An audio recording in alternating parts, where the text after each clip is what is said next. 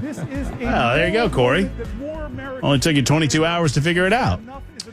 There he is. There's Cory Booker. He's, for no reason that I can understand, he is standing upon the Senate floor and continues to filibuster. Perhaps smarter people can figure this out for themselves. In the absence of smarter people, we've invited Dale Jackson on the show, and maybe he's got an answer or two.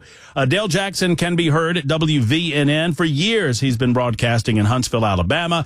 He's been on in Montgomery, in Birmingham. I'm probably going to miss a few towns, but he is now on in Chattanooga at Talk Radio 102.3 FM. I believe Yaffe's calling it the Talk Animal. I'm not sure about that either, but his new show is called Uncancelable. Golly, I practiced it, Dale. I practiced it several times. I can't even. Why did you name your show something that I can't pronounce? I thought it was more of a challenge, not only for you to pronounce it, but for someone to possibly try to cancel me. So when they try to cancel me, I could just say, well, guys, come on, look what we called this. You expected me to do these things. Can we get serious here, though, for a second before we start getting into all this other stuff? Did you steal a sweater from my mother's closet? What are you wearing? This is a fabulous look for me. Look at this. This is good, right? This is my Mr. Rogers. You went from truckers' hats and motorcycles to dressing like a 74-year-old woman. Oh, I still do the truckers' hats and the motorcycle. I mean, I still do that on occasion. But yeah, this is my grandma sweater. It's nice and cozy. It's cold in the studio, Dale. I got to do something. I got to keep the chill off me. Come on. Well, if I said it was a good look, I'd be lying. Well, thank you, Dale. I mean, that coming from somebody that makes a habit of wearing T-shirts and jogging pants and shorts. On the regular, it's a compliment. I bet you have some sort of Florida Gator paraphernalia on right now, don't you?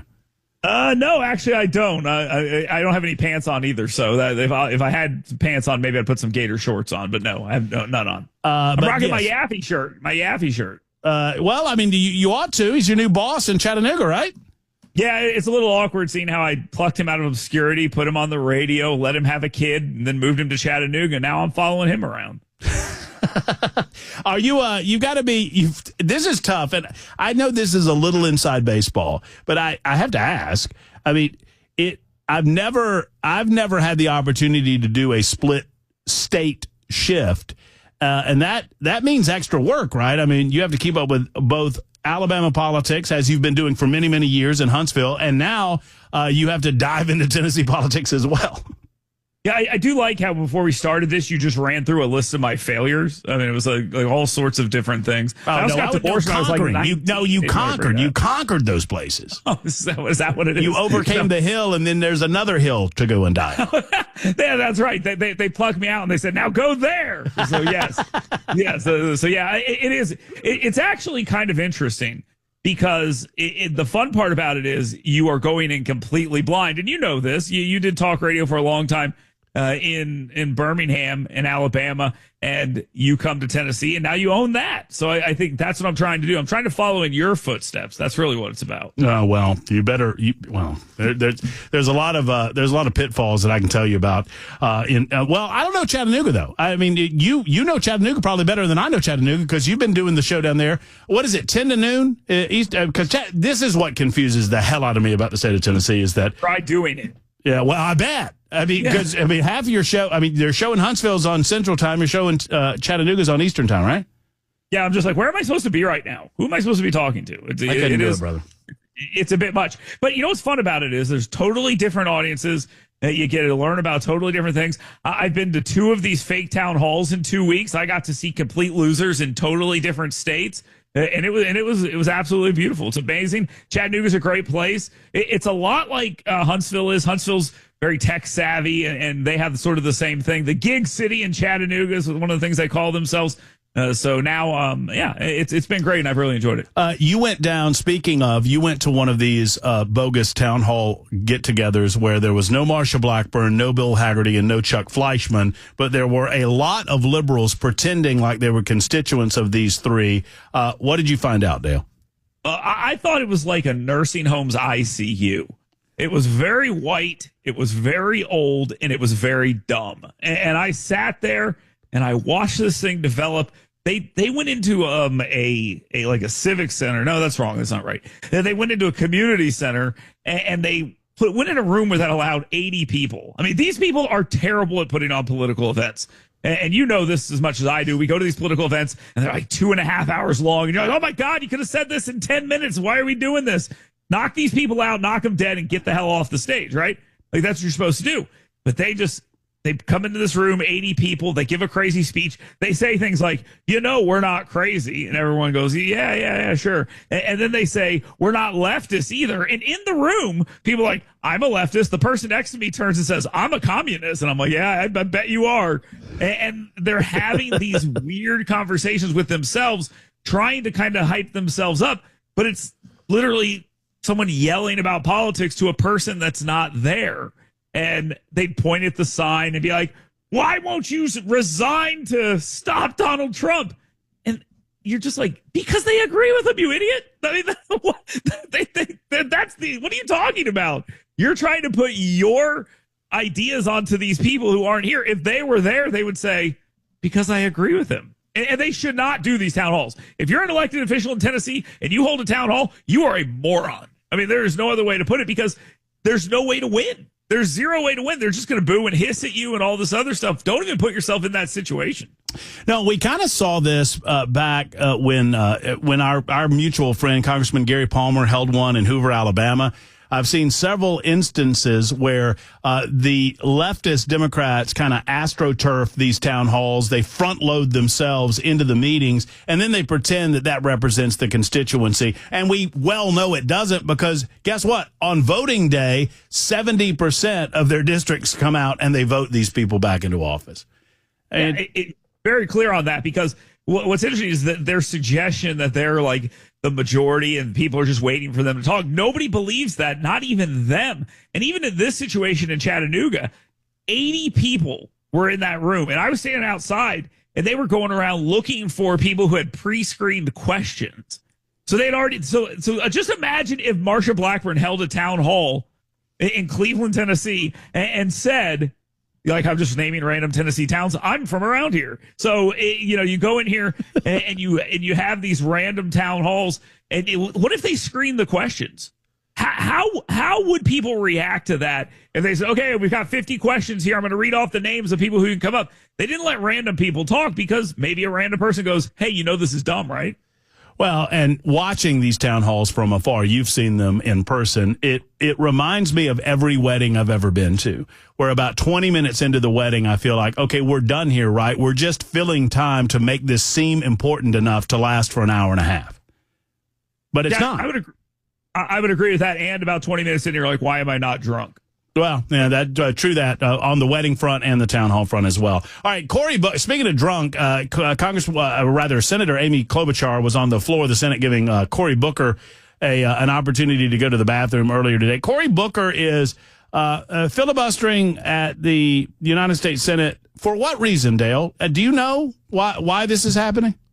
I have absolutely no idea. I keep hearing people talk about it. And I see it occasionally on television about how it's historic and all these other things. I mean, at least Strom Thurmond had a point. I mean, we don't agree with what his point was. Nope. But I could tell you what Strom Thurmond's point was. I can tell you what Ted Cruz's point is. What is the point? Is there just not enough anti-Trump messaging on television that he's trying to cut through this? What exactly is the story here? Because I don't know. I seriously don't know. Do you? Do you really know? I do not. Well, we don't like the fact that Donald Trump is president of the United States of America. Is the only point that I can feel like he can make. And once again, could have made that point in about 10 minutes, and then we move on from it. I am supposed to care, and I, for the life of me, can't figure out how, but I'm supposed to care about a couple of random foreign individuals that came to the United States of America under false pretenses, in other words, illegally, and we're now being told that they were not supposed to be deported because they were not gang members of MS-13, but they somehow found themselves on a deportation flight or on a deportation transport to this CCOT prison in El Salvador. And CNN tells me that I'm supposed to care about this, Dale. Do you? No, the only one of those I've seen is the story written by Jeffrey Goldberg at The Atlantic, where he claims a similar story to that, but that's now been debunked. The guy, he was part of a 2019 deportation order, and they're referring to him as a father from Maryland. Right. But he was actually a gang member in 2019. And look, we're supposed to let's just assume that they're right, that they're just scooping up random Hispanics and being like, brown enough, off you go. And let's just assume they're doing that. That is bad, and they should not be doing it, and they should get those people back. Fine. I'm okay with that. Mistakes happen. Let's clean that up. But I don't believe that's happening, first and foremost. And secondly, will they accept when they're wrong that these people should be deported? I mean, just keep in mind, these people could cut the heads off their grandchildren, and they wouldn't care. They would still say they shouldn't be deported. They've made that as clear as can be. There is no reason to deport a single person, keep them in this country forever.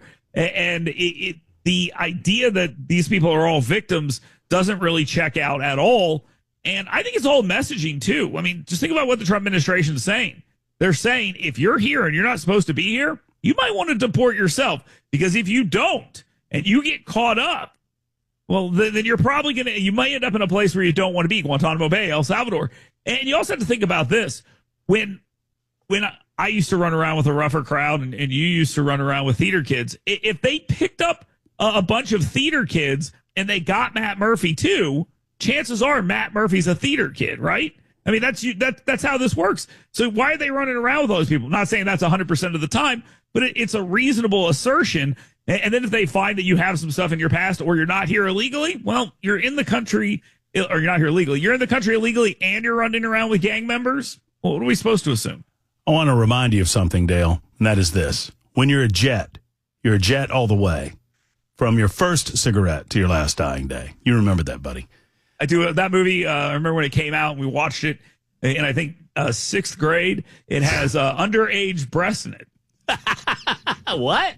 Does it really? I don't know. Oh, my God. Yeah, those kids, the kids in that movie, in that scene, in the sex scene, there's nudity. She's underage. Oh well. Well, that's fun facts from Dale Jackson on the Matt Murphy Show on Super Talk 99.7 WTN. This Wisconsin vote that's happening today, it's become a national issue. Should it be? Yeah, it should be. I mean, the simple fact is this judge has made it pretty clear. Hey, I'm going to redraw these districts if I win. And you being from Alabama or around Alabama, I know you know that if you redraw districts, the courts are coming in and saying, hey, you can't do that. Only now it's not you can't do that because you're doing it because it's racist. It's you can't do that because you're not being racist. So that's what they did in Alabama to draw a Democrat seat, and they allowed it. Now they're going to go to Wisconsin. People will challenge it, and they'll say, hey, they're just gerrymandering this. And they'll go, yeah, so what? At least it's not racist.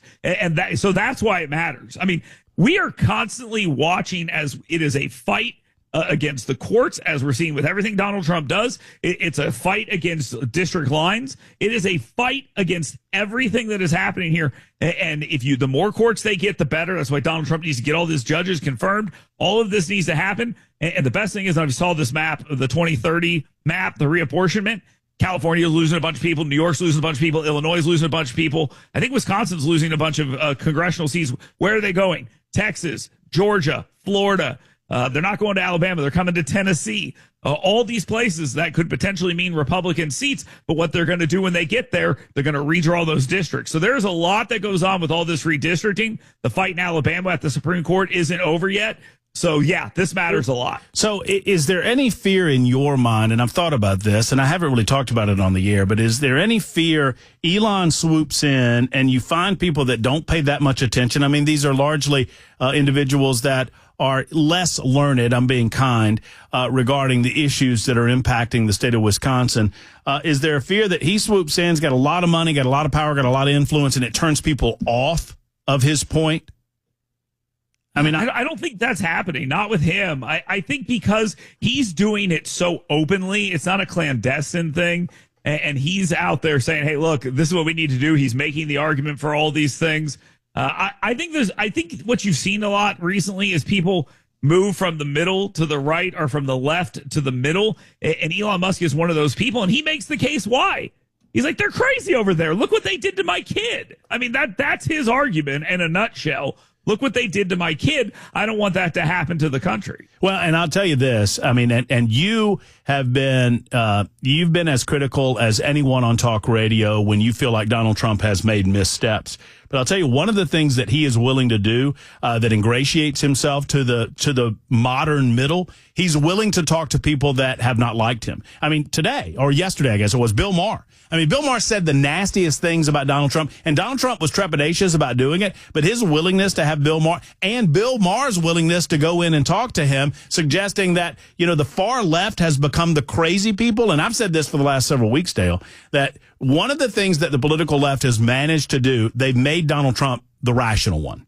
And I thought that would have been impossible 4 years ago. Yeah, the 80-20 position, I think the first person that ever said it was Scott Jennings. Yep. And it was brilliant. The 80-20 stuff, Donald Trump takes positions and the left goes, no, we should let as many illegal people in as possible. We should give them money. We should let them do whatever they want. And then when we're done with that, we should let them push Israel into the sea. We should let them trans the kids. We should let them do all these things. And normal people go, huh? Now, I can tell you this right now. My wife, you know her, very smart person, probably more apolitical now. Before, I've watched her go from, why should I send my kid to a private school, to there's no way in hell I would send my kid to a public school. They've radicalized people like Cindy, and you're going to end up with her on a school board or something somewhere, and then you're going to have a real problem because she is a rational, smart person who maybe was uninvolved, and they have basically drug her into the fight. A lot of people on our Super Text line, Dale, reacting to your being on Super Talk 99.7 WTN. Would you dare guess? I'm getting a lot of different reaction and a lot of positive reaction, believe it or not. But what am I getting the most of? You want to guess? That I sound like Kermit the Frog? Tom Arnold. Tom Arnold. I want to sound like Kermit the Frog and not Tom Arnold. I don't know why, but for some reason, Tom Arnold is one. Neil Cavuto, I get that one as well.